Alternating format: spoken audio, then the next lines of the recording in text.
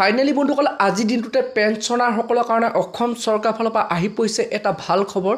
তো বন্ধুসকল বৰ্তমান যোনটো নেকি ভাল খবৰ আহি পৰিছে, বৰ্তমান যোনটো নেকি আজি মুখ্যমন্ত্ৰী ডাঙৰীয়াই ঘোষণা কৰিছে। তো বন্ধুসকল আপোনালোকৰ জানুৱাৰী মাহৰ পৰা যিসকল পেঞ্চনাৰ আছে তো সেইসকলৰ দৰমহা বৃদ্ধি কৰা হ'ব।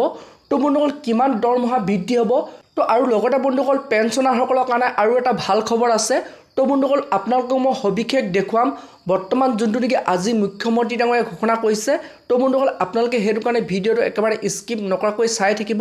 আৰু লগতে যদি আপোনালোকে মোৰ চেনেলটোত নতুনকৈ ভিজিট কৰিছে, চেনেলটো লাইক এটা কৰিব, পাৰিলে ছাবস্ক্ৰাইব এটা কৰিব, লগতে আপোনালোকে বেল আইকনটো অন কৰি দিব।